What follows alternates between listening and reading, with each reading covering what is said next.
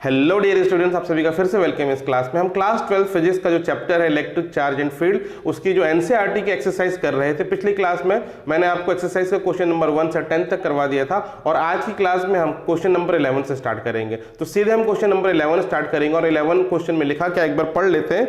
A polythene piece rubbed with wool is found to have negative charge of 3 into 10 to the power minus 7 coulomb. तो देखिए यहाँ पे दिया क्या है, एक पॉलीथीन का पीस है। मान लो ये है पॉलीथीन का पीस, ठीक है, दिस इज पॉलीथीन, और इस यहाँ पे साथ में एक और एक पीस रखा हुआ, this is peace of wool.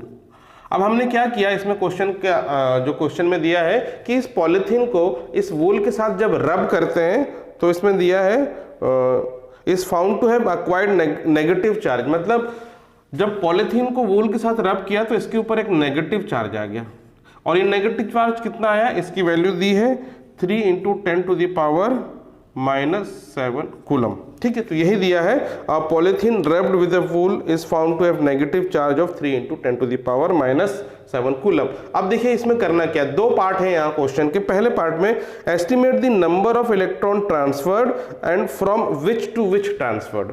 तो पहले तो बताना है कि नंबर ऑफ इलेक्ट्रॉन कितना ट्रांसफर हुआ और किससे किस में ट्रांसफर हुआ, पॉलीथीन से वूल में या वूल से पॉलीथीन में। तो ऑब्वियस सी बात है, इसमें नेगेटिव चार्ज है। इसमें नेगेटिव चार्ज कैसे आया होगा, जब इसके पास एक्स्ट्रा इलेक्ट्रॉन आए होंगे। एक्स्ट्रा इलेक्ट्रॉन कहाँ से आए होंगे, वूल से आए होंगे। तो वूल से पॉलीथीन में इलेक्ट्रॉन ट्रांसफर हो गया है। अब हमें पता करना है कि कितने इलेक्ट्रॉन वूल से पॉलीथीन में ट्रांसफर हुए। तो देखिए यहाँ पे हम सिंपल से एक फॉर्मूला यूज करते हैं, Q is equal to NE। तो ये देखिए, ये चार्ज का फॉर्मूला है, total charge is equal to number of electron transferred into charge of 1 electron. तो इस फॉर्मूले से आप नंबर ऑफ इलेक्ट्रॉन ट्रांसफर निकाल सकते हैं। तो N is equal to Q by E हो जाएगा। अब Q की वैल्यू दी हुई है 3 इंटू 10 टू द पावर -7, और E की जो वैल्यू है this is 1.6 into 10 to the power -19 coulomb.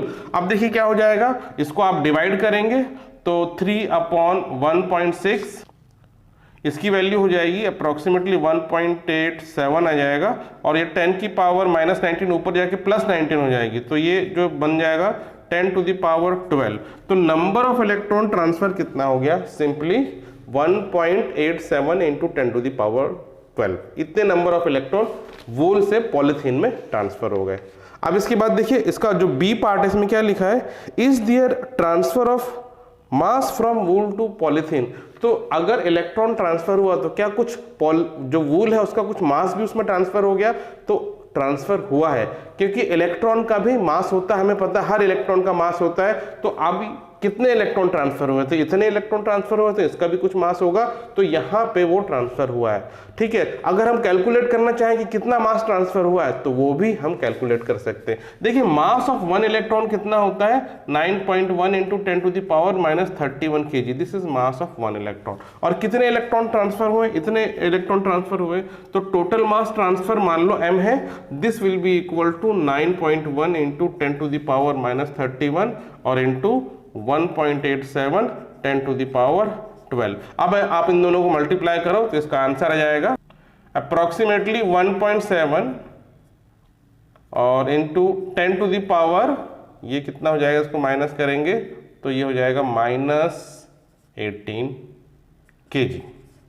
तो देखिए इतना मास ट्रांसफर हो रहा है, 1.7 into 10 to the power -18 kg। Now question number 12। Two insulated charged copper spheres A and B have their centers separated by a distance 50 centimeter. What is the mutual force of electrostatic repulsion if the charge on each is 6.5 into 10 to the power -7 coulomb? The radii of A and B are negligible compared to the distance of the separation. तो देखिए ये जो question है दो part में दिया है। पहले हमने अभी ए पार्ट वाला पढ़ा, अब ए पार्ट वाले को सॉल्व करेंगे पहले। तो जो 12th क्वेश्चन है इसका ए पार्ट है ये।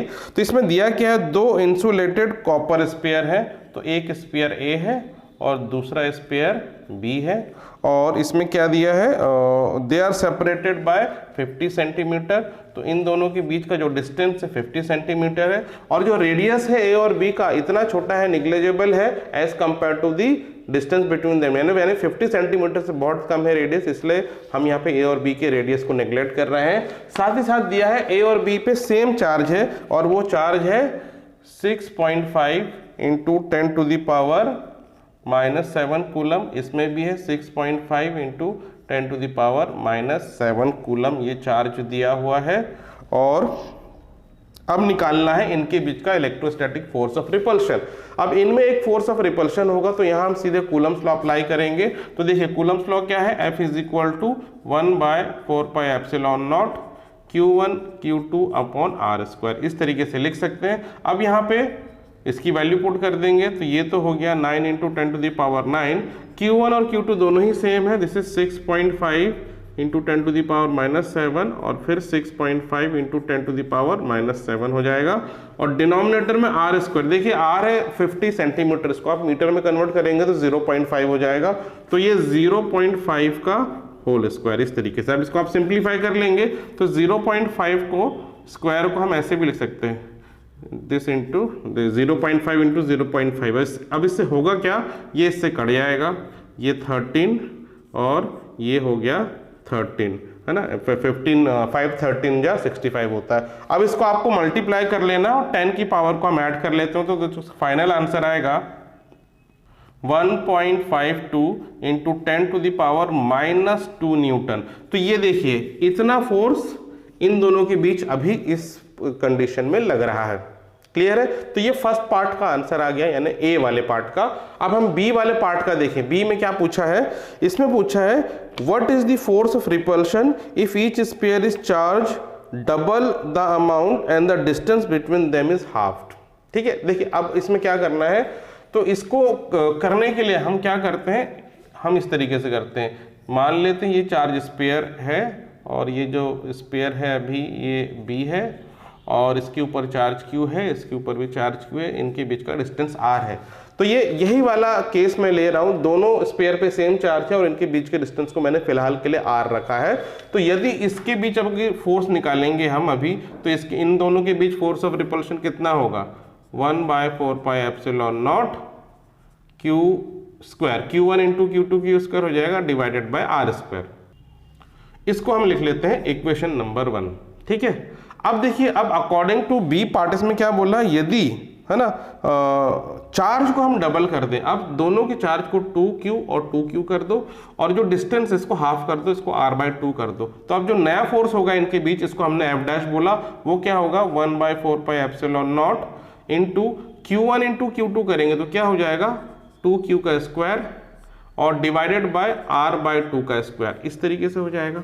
अब देखिए इसको हम ऐसे लिख सकते हैं F' 1/4πε0, ये 2 का स्क्वायर तो 4 बन जाएगा, तो केवल यहाँ Q² लिख रहा हूँ और यहाँ 4 लिख रहा हूँ और यहाँ पे R/2 स्क्वायर 2 का होल स्क्वायर है तो ये R/4 हो जाएगा, इन दोनों का स्क्वायर करेंगे और ये 4 ऊपर जाके इस 4 से मल्टीप्लाई होगा न्यूमरेटर में जाके, तो इसको यहाँ से हटा दो और यहाँ हम लिख देते हैं 16।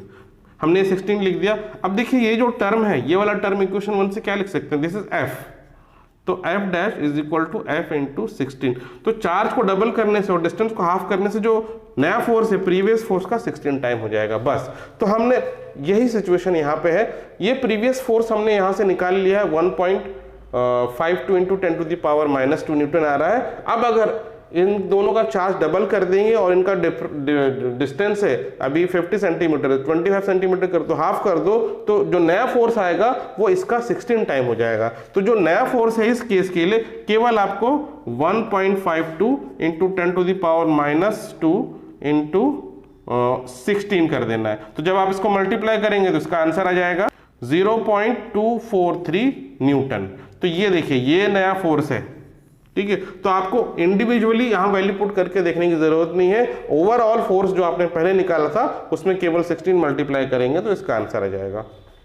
नाउ क्वेश्चन नंबर 13, देखिए इसमें क्या लिखा है, suppose sphere A and be in exercise 1.12, यानी प्रीवियस क्वेश्चन की बात कर रहे हैं, क्वेश्चन 12 जो हमने किया था अभी उसी की बात कर रहे हैं। उसमें जो स्फीयर है ए और B they are identical in size, मतलब ये जो ए और बी स्फीयर है ये आइडेंटिकल साइज है, यानी सेम साइज है इनका। और इसके बाद बोला a third sphere of same size but uncharge is brought in contact with the first, then brought in contact with the second and finally remove from the both, what is the force of repulsion between A and B. तो देखिए अब इसमें क्या बोला, अब है एक uncharge sphere, तीसरा स्फीयर, स्फीयर सी लाते हैं और इसको पहले हम ए के साथ टच करते हैं। तो ये एक स्फीयर सी है, इसको हमने ए के साथ टच कर दिया है। तो सी पे तो कोई चार्ज नहीं था लेकिन ए पे चार्ज है, तो जब टच करेंगे तो क्या होगा, यहाँ पे चार्ज डिस्ट्रीब्यूट हो जाएंगे, ए और सी को इक्वल चार्ज मिलेंगे। टोटल चार्ज ए के पास अभी क्यू था, अब इसके पास q/2 और सी के पास भी q/2 होगा, दोनों को आधा आधा मिल जाएगा क्योंकि ये आइडेंटिकल साइज है इनका। अब इसको हम यहां से लेके इसमें टच करेंगे बी में, ठीक है। तो इसको यहां से हटाया, फिर इसको हम बी के पास ले गए। अब इसके पास चार्ज है q/2 और इसके पास बी के पास है q, ये अनइक्वल चार्जेस है, तो यहाँ पे क्या होगा, चार्ज रीडिस्ट्रीब्यूट होकर दोनों में इक्वल इक्वल हो जाएगा। तो इन दोनों का टोटल चार्ज कितना होगा, q/2 एंड q, ये हो गया 3q/2, तो टोटल चार्ज दोनों को मिला के हुआ इतना, तो दोनों को इसमें से आधा आधा मिलेगा, तो इसका आधा कितना हो जाएगा, इसको आप 1/2 से मल्टीप्लाई करो इसका आधा, तो ये क्या हो गया 2 2 4, तो 3q/4। तो इसका जो टोटल चार्ज है उसका आधा है 3q/4, तो अब क्या होगा, इसको मिलेगा c को 3q/4 और इसको भी मिलेगा 3q/4, दोनों को आधा आधा डिवाइड हो जाएगा। अब हम क्या कर रहे हैं, c को अब यहां से हटा दे रहे हैं, अब c को हम यहां से हटा देते हैं, ठीक है। अब क्या हो गया, a के पास अब चार्ज रह गया q/2 और b के पास चार्ज रह गया 3q/4। तो अब इनके बीच का जो फोर्स है, पहले कितना फोर्स लग रहा था, पहले ये फोर्स लग रहा था, अब नया फोर्स जो है वो कितना लगेगा जब हमने ये इसमें चेंजेस कर दिया है। तो देखिए जो नया फोर्स है इसको हम F' कह देते हैं, इट इज 1/4πε0 इंटू Q1 यानी q/2 इंटू Q2 यानी 3q/4 whole divided by r², ये रहेगा। Now F' is equal to 1/4πε0, फिर इसको q इंटू क्यू, तो q² लिख लो, नीचे r² लिख लो, और यहाँ 1/2 इंटू 3/4 मल्टीप्लाई होगा तो 3/8 हो जाएगा। तो ये इस तरीके से लिखेंगे। अब ये वाला टर्म है, ये वाला टर्म एक्चुअली ये है, ये वाला फोर्स है और इसकी वैल्यू हम निकाल चुके हैं इतनी, तो ये जो है एक्चुअली F है और इसमें हमको बस 3/8 मल्टीप्लाई करना, और F की वैल्यू हम ये निकाल चुके हैं, तो F की वैल्यू 1.5 इंटू 2 इंटू 10⁻⁻2 हम रखेंगे और यहाँ पे हम इसे मल्टीप्लाई करेंगे 3/8, ठीक है। अब देखिए आप इसको 8 से इसको कैंसिल कर सकते हैं, 8 1 0.1 लिख लेते हैं, 8 1 ज़ा 8 एंड 8 9 ज़ा 72, तो ये हो गया 0.19। अब इसमें 3 मल्टीप्लाई कर दो और 10⁻⁻2, तो फाइनल आंसर आ जाएगा 5.7 इंटू 10⁻³ न्यूटन। तो देखिए ये है, ये फाइनल आंसर आ रहा है। तो जब हम ये प्रोसेस करेंगे तो जो फोर्स जो पहले लग रहा था अब चेंज होके अब इतना फोर्स लगेगा, 5.7 इंटू 10⁻³ न्यूटन। अब देखिए हम देखते हैं क्वेश्चन नंबर 14। देखिए यहाँ पे क्या दिया है, इसमें एक फिगर दिया हुआ है, the figure shows the track of 3 charge particles in a uniform electrostatic field, give the sign of the 3 charges which particle has the higher charge to mass ratio. तो देखिए यहाँ पे 3 जो चार्जेस है उनका एक पाथ दिया हुआ है, यहाँ पॉजिटिव और नेगेटिव प्लेट के बीच ये जो है चार्ज पार्टिकल मूव कर रहे हैं, चार्ज पार्टिकल नंबर 1 2 3 और तीनों की ट्रेजेक्ट्री दी हुई है। तो देखिए जो चार्ज पार्टिकल 1 और 2 है ये पॉजिटिव प्लेट की तरफ डिफ्लेक्ट हो रहे हैं, यानी इसका मतलब ये है 1 और 2 का जो चार्ज है वो होगा नेगेटिव चार्ज, इसलिए वो पॉजिटिव प्लेट की तरफ अट्रैक्ट हो रहे हैं, और जो चार्ज 3 है वो नेगेटिव प्लेट की तरफ शिफ्ट हो रहा है या अट्रैक्ट हो रहा है, इसलिए जो 3 वाला चार्ज है ये होगा पॉजिटिव चार्ज। और रही बात चार्ज टू मास रेशियो की, देखिए चार्ज टू मास रेशियो उसका ज्यादा होगा जिसमें डिफ्लेक्शन ज्यादा होगा। इसमें किसका डिफ्लेक्शन ज्यादा दिख रहा है आपको, देखिए जो थर्ड चार्ज है उसका डिफ्लेक्शन ज्यादा है, इसलिए उसका चार्ज टू मास रेशियो भी ज्यादा होगा। अब हम देखते हैं question number 15। Consider uniform electric field E is equal to 3 into 10⁻³ Newton per coulomb. What is the flux through this flux of this field through the square of 10 centimeter on a side whose plane is parallel to YZ plane. तो देखिए यहाँ पे दो part में ये question है, part A और part B है। इसमें सबसे पहले दिया है इलेक्ट्रिक फील्ड जो है इसकी वैल्यू यहाँ पे दी हुई है, electric field is equal to 3 × 10⁻³ I cap newton पर कूलम। तो देखिए ये जो है इलेक्ट्रिक फील्ड दिया हुआ है और ये एक वेक्टर के फॉर्म पे दिया होता है और ये इसका डायरेक्शन क्या है, ये I है, यूनिट वेक्टर है अलोंग द एक्स एक्सिस। तो इसका मतलब जो इलेक्ट्रिक फील्ड है उसका पूरा जो कंपोनेंट है केवल एक्स एक्सिस में है, यानी इलेक्ट्रिक फील्ड का डायरेक्शन यही वाला डायरेक्शन है जो एक्स एक्सिस का डायरेक्शन है। This is the direction of electric field. Clear है। उसके बाद इसमें बोला है कि एक स्क्वायर है, a square of 10 centimeter side whose plane is parallel to yz plane।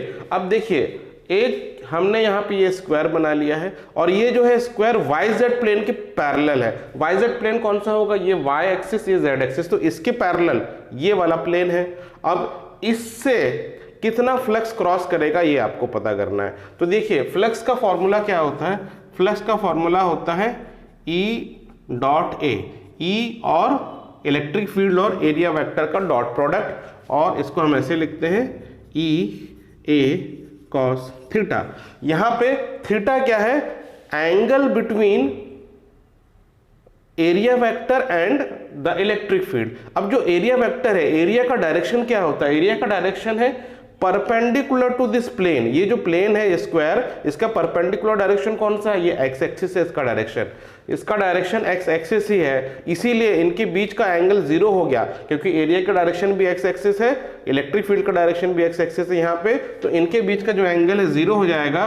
तो electric field will be E हो गया सिंपली 3 × 10⁻³ एंड एरिया, देखिए एरिया ये 10 सेंटीमीटर साइड है, तो इसको आप मीटर में कन्वर्ट करेंगे तो 0.1 हो जाएगा और इसको 10⁻⁻1 भी लिख सकते हैं आप। तो ये है ये मीटर, ठीक है। तो इसका एरिया कितना हो जाएगा 10⁻⁻1 होल स्क्वायर, इस तरीके से आप लिख सकते हैं। और cos 0 की तो वैल्यू 1 हो जाएगी, cos 0 ये थीटा जो है ये 0 डिग्री है, cos 0 1 हो जाएगा। अब ये 3 × 10⁻³ × 10⁻2 और ये 3 × 30 हो जाएगा ये, तो ये फ्लक्स की वैल्यू हो गई 30 न्यूटन मीटर स्क्वायर पर कूलम। तो इस तरह देखिए जो फ्लक्स की वैल्यू आ रही है इसमें आ रही है 30 इस केस में। तो ये था ए पार्ट। अब बी पार्ट में क्या बोल रहे हैं, देखिए बी पार्ट में इसमें क्या लिखा है, what is the flux through the same square if the normal to the plane makes an angle 60 degree with the x axis. अब अगर ये प्लेन को हम थोड़ा सा ऐसे टिल्ट करते हैं तो इसका जो नॉर्मल है, प्लेन का नॉर्मल एक्स एक्सिस से 60 डिग्री बना रहा है। इसका ये मतलब है कि एरिया वेक्टर का जो एंगल है with the electric field is 60 degree. तो उस केस में क्या इलेक्ट्रिक फ्लक्स हो जाएगा, तो उस केस में आप फिर यही फॉर्मूला यूज करेंगे, ये वाला formula phi is equal to E.A cos 60 degree. इस केस में जब इनके बीच का एंगल 60 डिग्री हो जाएगा तो सिंपली cos 60 डिग्री हो जाएगा। अब E × A की वैल्यू आप ऑलरेडी निकाल चुके हैं, E × A यही प्रोडक्ट जब करेंगे 30 आता है और cos 60 होता है 1/2, तो सिंपली इस केस में phi हो जाएगा 15 न्यूटन मीटर स्क्वायर पर कूलम। तो देखिए जब 60 डिग्री एंगल हो गया तो फ्लक्स डिक्रीज हो गया। सबसे ज्यादा फ्लक्स किस केस में होगा, जब नॉर्मल का जो डायरेक्शन है एरिया का और जो इलेक्ट्रिक फील्ड का डायरेक्शन सेम होगा तब मैक्सिमम फ्लक्स होगा। अब देखते हैं क्वेश्चन नंबर 16। देखिए इसमें क्या लिखा है, what is the net flux of a uniform electric field of exercise 1.15 through a cube of side 20 centimetre oriented so that its faces are parallel to the coordinate axis। तो देखिए यहाँ पे situation क्या है, जो पिछले केस में हमने पिछले क्वेश्चन में हमने किया था वही वाला यहाँ सिचुएशन है। इलेक्ट्रिक फील्ड जो है वो एक्स एक्सिस के डायरेक्शन में है, ठीक है, और यहाँ पे एक क्यूब रखा हुआ है जिसका जो एज लेंथ है वो 20 सेंटीमीटर है और उसके sides parallel to x y and z axis है, जैसे यहाँ पे हमने बना के रखा है। तो हमको ये बताना है कि इसमें से नेट फ्लक्स कितना क्रॉस हो रहा है। अब क्योंकि electric field along the x axis है तो सारी जो फ्लक्स है इधर से ऐसे इसमें से जाएगी और ऐसे निकल जाएगी, ठीक है। तो जितना इनकमिंग फील्ड लाइन है उतना ही आउटगोइंग इसमें नंबर ऑफ फील्ड लाइंस होंगे, because this electric field is uniform. यहाँ पे जो इलेक्ट्रिक फील्ड है वो यूनिफॉर्म है, इसलिए number of electric field lines entering and the exiting this cube are equal. तो जब ऐसा केस होगा तो जितनी इलेक्ट्रिक फील्ड लाइंस अंदर जा रही हैं उतनी ही निकल जा रही हैं, तो नेट इलेक्ट्रिक फ्लक्स ऐसे केसेस में होता है 0। और क्योंकि इसके अंदर कोई चार्ज भी नहीं है इसलिए net flux from this cube will be 0। Now question number 17, careful measurement of electric field at the surface of a black box indicates that the net outward flux through the surface of the box is 8 into 10 to the power 3 Newton meter square per coulomb. What is the net charge inside the box? अब देखिए यहाँ पे क्या दिया है situation, ये एक black box है, बॉक्स का शेप कैसा होता है, ये है क्यूबॉइडल शेप है। अब इससे जो नेट फ्लक्स क्रॉस कर रही है इस फ्लक्स से, ये हमको गिवन है। तो इस बॉक्स से जो फ्लक्स क्रॉस हो रहा है that phi is given and phi is equal to 8 into 10 to the power 3 newton metre square पर कूलम। ये फ्लक्स दिया हुआ है हमको और ये पूछा है कि इसके अंदर चार्ज कितना होगा। तो सिंपल गॉस लॉ आप लगाएंगे। गॉस लॉ क्या है, phi is equal to Q by epsilon naught, और simply Q will be is equal to phi into epsilon naught. अब फाई तो गिवन है, phi is 8 into 10 to the power 3 plus 3 है, और एप्सिलॉन नॉट इसकी fixed value होती है, ये आपको पता होना चाहिए, 8.85 इंटू 10 टू द पावर -12। अब इन दोनों को आप मल्टीप्लाई करेंगे तो अप्रॉक्सीमेटली जो इसकी वैल्यू आएगी 0.07 माइक्रो कूलम। तो जो charge inside this box will be 0.07 micro coulomb, ये इसका आंसर है। ठीक है, तो ये हुआ ए पार्ट का आंसर। अब बी पार्ट में देखिए क्या पूछा है, if the net outward flux through the surface of the box is 0 could you conclude that there were no charges inside the box, why और वाई नॉट। तो देखिए अगर इसमें से नेट जो फ्लक्स अगर 0 हो जाए तो क्या आप कह सकते हैं कि इस बॉक्स के अंदर कोई चार्ज नहीं है। तो अकॉर्डिंग टू गॉस लॉ तो यही होगा कि अगर नेट फ्लक्स 0 इसका मतलब चार्ज 0 है, लेकिन चार्ज यहाँ पे ये कौन सा चार्ज है, this is actually net charge. ठीक है, this is actually net charge. तो इसका क्या मतलब हुआ, सिंपली इसका ये मतलब हुआ इसके अंदर या तो चार्ज है ही नहीं, या ये भी हो सकता है पॉजिटिव और नेगेटिव चार्ज दोनों अगर इक्वल है तो नेट चार्ज इस केस में भी 0 हो जाएगा। तो दो पॉसिबल कंडीशन है, या तो कोई चार्ज ना हो या चार्ज हो तो पॉजिटिव और नेगेटिव चार्ज दोनों इक्वल होगा, उसमें भी फ्लक्स 0 हो जाएगा। तो हम इस श्योरिटी के साथ नहीं कह सकते कि इसके अंदर चार्ज है या नहीं है। Now question number 18, a point charge plus 10 microcoulomb is at a distance of 5 centimeter directly above the center of a square of side 10 centimeter as shown in the figure. What is the magnitude of the electric flux through the square? Hint is also given. Think of the square as one face of the cube with edge 10 centimeter. तो देखिए यहाँ पे दिया क्या है, एक square दिया हुआ है इस तरीके से। मान लीजिए ये एक स्क्वायर है जो एक्स जेड प्लेन पे रखा हुआ है, जिसका साइड है 10 सेंटीमीटर, और इसके जस्ट अबव एक चार्ज यहाँ रखा है। The value of charge is plus 10 micro coulomb. तो ये देखिए ये चार्ज की ये वैल्यू दी है और यहाँ से ये 5 सेंटीमीटर के डिस्टेंस पे रखा हुआ है। क्लियर है। अब इसमें पूछ रहे हैं कि इस चार्ज से इलेक्ट्रिक फील्ड निकलेंगी और ये जो स्क्वायर एरिया है इससे फ्लक्स क्रॉस करेगा, ये कितना फ्लक्स क्रॉस करेगा ये आपको बताना है। तो इसमें हिंट भी दिया है, आप ये जो नीचे स्क्वायर दिया है ये एक्स जेड प्लेन में रखा है, ऐसे रखा हुआ है। आप ये मान लो कि ये एक क्यूब का एक फेस है, ऐसा क्यूब जिसका जो एज का लेंथ है या साइड का जो लेंथ है वो है 10 सेंटीमीटर। तो देखो अगर हम मान लेते हैं ये क्यूब का हिस्सा है, तो इस क्यूब को अगर हम बना लें इस तरीके से, ऐसे इसको अगर हम कंप्लीट कर लें इस तरीके से, ये क्यूब मैंने बना लिया। अब ये जो चार्ज है इस क्यूब के अंदर है, अभी इसको ये हटा लो, ये है चार्ज, ये चार्ज है 10 माइक्रो कूलम। अब ये एक बॉक्स के अंदर है, ये एक क्यूब है और जिसका हर एज साइड है वो 10 सेंटीमीटर है। अब इस पूरे क्यूब से कितना फ्लक्स क्रॉस करेगा ये हमको गॉस लॉ बताता है, phi is equal to Q by epsilon naught. तो ये पूरे क्यूब से इतना निकलेगा। अब ये क्यूब में 6 फेस है और 6 फेस का इक्वल एरिया है, तो इसका मतलब हर फेस से इक्वल फ्लक्स निकलेगा। तो अगर केवल एक फेस से जो फ्लक्स निकलेगा उसे हमने 5 डैश बोल दिया, ये कितना होगा, इसका 1/6 हो जाएगा। तो 1/6 part of Q by epsilon naught. अब यही जो है फ्लक्स यहाँ से निकलेगा, तो यहाँ पे 10 सेंटीमीटर या 5 सेंटीमीटर जो डिस्टेंस दिया है इसकी कोई ज़रूरत ही नहीं है। आप डायरेक्ट इस गॉस थ्योरम का अप्लाई करके ये निकाल सकते हैं। 1/6 क्यू ऑलरेडी इज गिवन 10 × 10⁻⁻6 और एप्सिलॉन नॉट की वैल्यू 8.85 × 10⁻⁻12 होती। अब इसको हम सिंप्लीफाई करेंगे तो इसका जो आंसर आएगा 1.88 न्यूटन मीटर स्क्वायर पर कूलम। तो ये टोटल फ्लक्स केवल एक फेज से निकलेगा।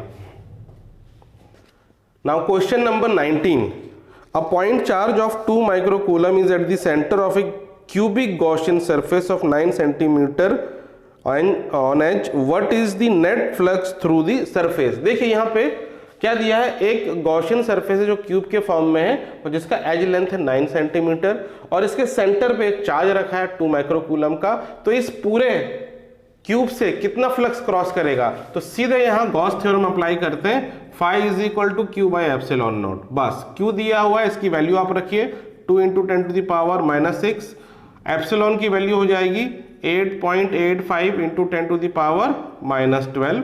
बस इसकी वैल्यू आप इसको बस सिंप्लीफाई करते हैं तो इसका आंसर आएगा 2.26 × 10⁵ न्यूटन मीटर स्क्वायर पर कूलम। फाइन।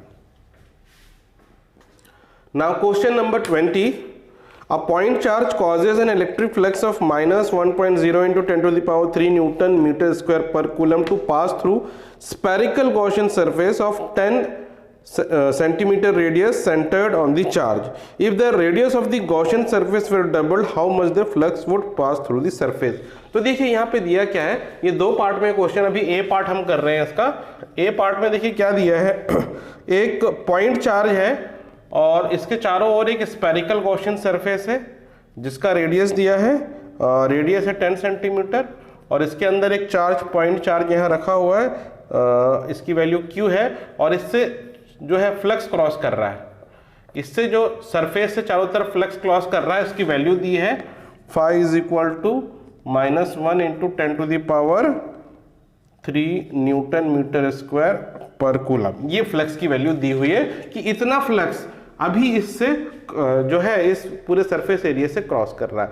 यदि हम ये जो स्पेयर है ये 10 सेंटीमीटर रेडियस का, यदि इसका रेडियस डबल कर दिया जाए यानी 20 सेंटीमीटर कर दें तो इससे एक बड़ा स्पेयर बन जाएगा, एक बड़ा स्पेयर बन जाएगा। अब इसका जो रेडियस है 20 सेंटीमीटर है। तो अब ये पूछ रहे हैं कि अब क्या फ्लक्स इसमें से चेंज हो जाएगा, ये बड़े सरफेस से जो क्रॉस कर रहा है तो अब भी फ्लक्स उतना ही रहेगा। देखिए फ्लक्स का फॉर्मूला क्या होता है, flux is equal to Q by epsilon naught according to Gauss theorem. तो क्यू तो चेंज नहीं हो रहा है क्योंकि क्यू जो है छोटे सरफेस, छोटा सर्कल, छोटा स्पेयर और बड़े स्पेयर में सेम है और एप्सिलॉन नॉट क्या है, ये कांस्टेंट है। तो क्यू भी चेंज नहीं हो रहा है, एप्सिलॉन नॉट कांस्टेंट है। इसका मतलब सरफेस चाहे छोटा हो चाहे बड़ा हो, फ्लक्स जो है वो सेम फ्लो होगा उसमें से। ठीक है, तो ये था ए पार्ट। अब बी पार्ट में क्या पूछा गया है, देखिए what is the value of the point charge. तो पॉइंट चार्ज जो यहाँ है इसकी वैल्यू निकालना है। तो देखिए ये फॉर्मूला ऑलरेडी गिवन है, गॉस थ्योरम से फ्लक्स की वैल्यू दी है -10⁻³ ये फ्लक्स है, Q divided by epsilon. Epsilon की वैल्यू होती 8.85 × 10⁻⁻12। अब इनको इससे मल्टीप्लाई कर देना सिंपली, तो 8.85 तो ऐसे ही रहेगा और 10 की पावर ये +3 है और ये -12 है तो 10 की पावर -9। अब ये देखिए माइनस में, इसलिए यहाँ भी चार्ज नेगेटिव आएगा, फ्लक्स नेगेटिव है इसलिए यहाँ पे जो चार्ज है वो नेगेटिव आएगा। तो ये इसका आंसर हुआ 8.85 × 10⁻⁻9 coulomb. Question number 21, a conducting sphere of radius 10 centimetre has an unknown charge. If the electric field 20 centimeter from the center of the sphere is 1.5 10 to the power 3 Newton per coulomb and point radially inward, what is the net charge on the sphere? तो देखिए question क्या है, यहाँ पे हमारे पास एक conducting charge है और इसके ऊपर कुछ चार्ज है। कितना चार्ज है इस स्फीयर पे नहीं मालूम है, हम मान लेते हैं इस पे चार्ज है Q और इस स्फीयर का रेडियस दिया है 10 सेंटीमीटर। ये जो रेडियस है ये 10 सेंटीमीटर है मान लेते हैं और इसके ऊपर चार्ज है Q। अब इसमें बोला एक पॉइंट यहाँ पे, दिस इज पॉइंट P, जो इसके सेंटर से 20 सेंटीमीटर की डिस्टेंस पे, इस स्फीयर से 20 सेंटीमीटर की डिस्टेंस पे है। इस पॉइंट पे, ठीक है, क्या दिया है, the electric field is 1.5 into 10 to the power 3 newton पर कूलम। इस पॉइंट पे इलेक्ट्रिक फील्ड दिया है 1.5 into 10 to the power 3 newton पर कूलम। ये इलेक्ट्रिक फील्ड यहाँ पे दिया हुआ है। अब इसमें बोला क्या है, ये जो है electric field is pointing radially inward, मतलब इस पॉइंट पे इलेक्ट्रिक फील्ड का डायरेक्शन इनवर्ड है। इसका मतलब क्या है, यहाँ जो भी चार्ज है इसके ऊपर ये नेगेटिव चार्ज है, ये जो स्फीयर के ऊपर नेगेटिव चार्ज है, इसलिए रेडियली इनवर्ड लग रहा है इलेक्ट्रिक फील्ड का डायरेक्शन।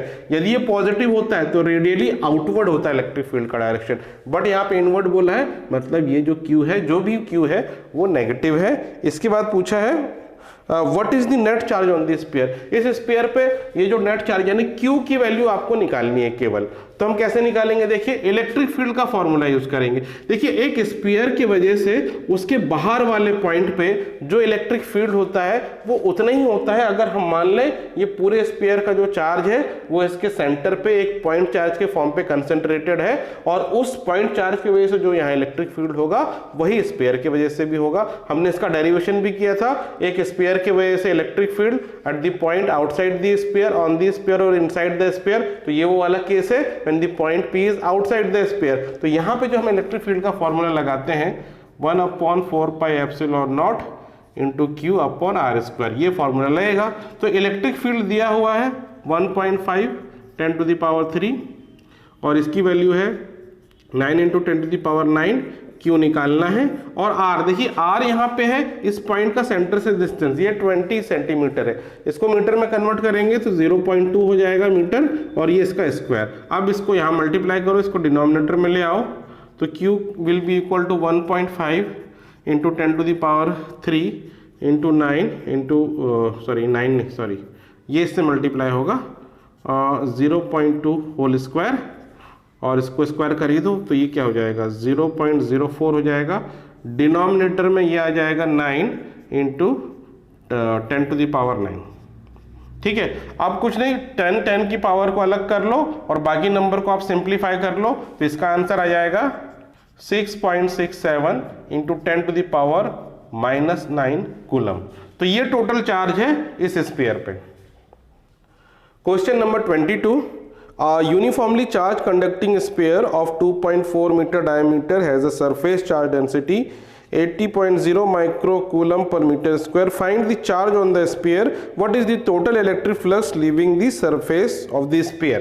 तो यहाँ फिर से दो पार्ट में हमको क्वेश्चन करना है। यहाँ पे दिया क्या है, एक स्फीयर है, ठीक है, इसका डायमीटर दिया है 2.4, तो मतलब रेडियस हो जाएगा 1.2 मीटर, ठीक है। 2.4 डायमीटर है तो उसका आधा 1.2 मीटर इसका रेडियस हो गया। अब इस पे कुछ चार्ज है, अब वो चार्ज कितना है वो नहीं पता है, बट हमें दिया है सरफेस चार्ज डेंसिटी। अब यहाँ पे देखिए सरफेस चार्ज डेंसिटी है, सरफेस चार्ज डेंसिटी को हम सिग्मा से रिप्रेजेंट करते हैं और सिग्मा यानी सरफेस चार्ज डेंसिटी होता है चार्ज अपॉन एरिया, ठीक है, चार्ज अपॉन एरिया होता है। अब यहाँ पे जो सरफेस चार्ज डेंसिटी ये क्वेश्चन में गिवन है ये है 80 माइक्रो कूलम पर मीटर स्क्वायर। तो 80 माइक्रो को हम 80 इंटू 10 टू द पावर -6 लिख सकते हैं। चार्ज कितना है उसको हमने मान लिया Q, चार्ज की वैल्यू हमें निकालना है। और एरिया, एरिया होता है, एरिया किसका, स्फीयर का एरिया, ये हो गया 4 पाई R स्क्वायर, R स्क्वायर में 1.2 का स्क्वायर कर देंगे। अब इसको आप इससे मल्टीप्लाई कर दो तो Q की वैल्यू आ जाएगी। तो इसको हम 80 इंटू 10 टू द पावर -6 करते हैं, 4 को तो 4 ही लिखेंगे और जो पाई है इसकी वैल्यू 3.14 और 1.2 का स्क्वायर हो जाएगा 1.44। अब इसको मल्टीप्लाई करके इसकी वैल्यू निकालेंगे तो इसकी वैल्यू आएगी 1.447 इंटू 10⁻³ कूलम। तो देखिए जो चार्ज है इस पे वो है इतना। तो ये तो हुआ इसका ए वाला पार्ट। अब इसका दूसरा जो पार्ट है उसमें क्या पूछा गया है, what is the total flux leaving the surface of the air. अब टोटल फ्लक्स निकालना है नेक्स्ट पार्ट में, तो सिंपली गॉस थ्योरम अप्लाई करेंगे, phi = Q/ε0। अब इस पे जो चार्ज है वो इतना गिवन है, तो चार्ज की वैल्यू है 1.447 इंटू 10⁻³ और एप्सिलॉन की वैल्यू आपको पता है 8.85 इंटू 10⁻12 है। अब इसको अगर हम सिंप्लीफाई करते हैं तो इसका आंसर आता है 1.63 इंटू 10⁸ न्यूटन मीटर स्क्वायर पर coulomb. Question number 23, an infinite line charge produces a field of 9 into 10⁴ Newton पर coulomb at a distance of 2 centimetre, calculate the linear charge density. तो देखिए यहाँ पे जो है लीनियर कंडक्टर की वजह से जो इलेक्ट्रिक फील्ड का हमने डेरिवेशन भी किया था उसी का क्वेश्चन है ये। और इसमें दिया क्या है कि एक इनफाइनाइट लॉन्ग लीनियर चार्ज है, इसमें कुछ भी चार्ज है मान लीजिए, तो ये चार्ज है, इससे 2 सेंटीमीटर की डिस्टेंस पे ये पॉइंट P है, यहाँ पे जो इलेक्ट्रिक फील्ड है उसकी वैल्यू दी। इधर देखिए इलेक्ट्रिक फील्ड नहीं निकालना आपको, इलेक्ट्रिक फील्ड दिया हुआ है इस पॉइंट पे, electric field is given that is 9 into 10⁴ Newton पर कूलम। इलेक्ट्रिक फील्ड दिया हुआ है, कैलकुलेट लीनियर चार्ज डेंसिटी, मतलब आपको लैम्डा की वैल्यू निकालना है। इसमें जो लीनियर चार्ज डेंसिटी होगी इस चार्ज में, वो लीनियर चार्ज डेंसिटी आपको निकालना है। तो सबसे पहले एक स्ट्रेट कंडक्टिंग वायर के वजह से किसी एक पर्टिकुलर पॉइंट पे कितनी इलेक्ट्रिक फील्ड है होती है उसका फॉर्मूला पता होना चाहिए, और उसका फॉर्मूला होता है E = λ/2πε0r, ये फॉर्मूला होता है। ठीक है, अब यहाँ पे आपको E दिया है, R दिया है, R है 2 सेंटीमीटर, E ये दिया है, और 2πε0 की वैल्यू आप निकाल सकते हैं। देखिए हम क्या करेंगे, इसमें 2 से मल्टीप्लाई 2 से डिवाइड कर दो, तो ये क्या हो जाएगा, ये जो वैल्यू है ये हो जाएगा 1/4πε0 into 2 lambda divided by R, इस तरीके से लिख सकते हैं। अब ये जो ये वाला टर्म है इसकी वैल्यू आपको पता है, और ये जो वैल्यू ये तो है ही, ये 9 इंटू 10⁴ और इधर हो गया 9 इंटू 10⁹ और 2 multiply by 2 into lambda divided by R। देखिए R जो है यहाँ पे 2 ये सेंटीमीटर, इसको मीटर में कन्वर्ट करेंगे तो 2 इंटू 10⁻² हो जाएगा। ठीक है, तो देखिए 2 से तो 2 कट जाएगा, 9 से 9 कट जाएगा। अब बाकी सारे टर्म को इधर ट्रांसफर कर दो, लैम्डा को यहीं रहने दो, तो क्या हो जाएगा, ये इससे मल्टीप्लाई हो जाएगा 10⁴ इंटू 10⁻², और ये डिवाइड हो जाएगा, तो डिनोमिनेटर में आ गया 10⁹ और इधर रह गया लैम्डा। अब इसको आप सिंप्लीफाई करेंगे तो ये क्या हो गया, 10⁻² divided by 10⁹ is equal to lambda. अब ये ऊपर चला जाएगा तो simply 10⁻⁻7 equal to lambda. Lambda is equal to 10⁻⁻7 coulomb पर मीटर। तो देखिए ये लैम्डा की वैल्यू आ रही है जो कि इसका चार्ज लीनियर चार्ज डेंसिटी है। Question number 24, 2 large thin metal plates are parallel and close to each other. On the inner faces, the plate have surface charge density of opposite sign and magnitude 7 into 10⁻⁻22 coulomb per meter square. What is electric field in the outer region of the first plate, in the outer region of the second plate and between the plate? तो देखिए ये situation, ये वाला situation है, दो infinite parallel plate है और दोनों के ऊपर चार्ज है, लेकिन दोनों में अपोजिट चार्ज है। इसमें पॉजिटिव चार्ज है मान लेते हैं, इसमें नेगेटिव चार्ज है, और इसकी जो सरफेस चार्ज डेंसिटी है प्लस सिग्मा है और इसकी माइनस सिग्मा है। चार्ज डेंसिटी का मैग्नीट्यूड सेम है बट साइन अलग है, यहाँ पे पॉजिटिव है यहाँ नेगेटिव है, और ये दोनों प्लेट 3 रीजन में डिवाइड कर रहा है इस एरिया को। तो हमें ये रीजन 1, रीजन 2 और रीजन 3 में पता करना है कितना इलेक्ट्रिक फील्ड होगा। देखिए इसका हम डेरिवेशन भी कर चुके हैं, ये एप्लीकेशन ऑफ गॉस लॉ में कि एक इनफाइनाइट शीट की वजह से इलेक्ट्रिक फील्ड कितनी होती है किसी एक पॉइंट पे। तो इसका जो इलेक्ट्रिक फील्ड का फॉर्मूला है ड्यू टू इनफाइनाइट शीट, ये होता है σ/2ε0। अब देखिए जो ये रीजन 1 है, इस पॉजिटिव प्लेट की वजह से इलेक्ट्रिक फील्ड का डायरेक्शन आउटवर्ड होगा, let's say it is E1, और इसकी वजह से इलेक्ट्रिक फील्ड का डायरेक्शन इनवर्ड होगा, let's say it is E2। अब क्योंकि E1 और E2 दोनों का मैग्नीट्यूड सेम होगा, क्योंकि चार्ज डेंसिटी दोनों की बराबर है, तो यहाँ पे इलेक्ट्रिक फील्ड 0 होगा। और सिमिलरली यहाँ पे देखिए इस पॉजिटिव प्लेट की वजह से इलेक्ट्रिक फील्ड का डायरेक्शन इधर होगा E1, और इसकी वजह से इलेक्ट्रिक फील्ड का डायरेक्शन इधर होगा E2, और E1 और E2 का मैग्नीट्यूड भी यहाँ सेम है, तो यहाँ पे भी इलेक्ट्रिक फील्ड 0 होगी। बट बीच में इलेक्ट्रिक फील्ड इसकी वजह से डायरेक्शन इधर होगा E1, और इसकी वजह से भी इधर होगा, क्योंकि ये नेगेटिव है, ये इनवर्ड होगा इसकी वजह से, और E1 और E2 सेम है, तो यहाँ पे E1 प्लस E2 हो जाएगा बीच में। तो रीजन 1 और रीजन 3 में इलेक्ट्रिक फील्ड 0 होगा, समझ में आ रहा है। और रीजन 2 में जो इलेक्ट्रिक फील्ड होगा that will be E1 plus E2, और हम ऐसे कह सकते हैं E की ये वैल्यू है 2 into epsilon not sigma upon 2 epsilon not, ये कट गया 2, तो सिग्मा बाय एप्सिलॉन नॉट, बस ये बचेगा। तो जो टोटल इलेक्ट्रिक फील्ड बीच में उसकी वैल्यू होगी सिग्मा अपॉन एप्सिलॉन नॉट। अब सिग्मा की वैल्यू दी है, ये वैल्यू आप रख दीजिए 17 into 10 to the power minus 22, और एप्सिलॉन नॉट की वैल्यू तो पता है 8.85 into 10 to the power minus 12। अब इसको अगर हम सिंप्लीफाई करें तो आंसर आता है 1.92 into 10 to the power minus 10 newton पर कूलम। तो ये देखिए, तो इलेक्ट्रिक फील्ड की जो है बीच में केवल वैल्यू रहेगी और उसकी वैल्यू इतनी रहेगी।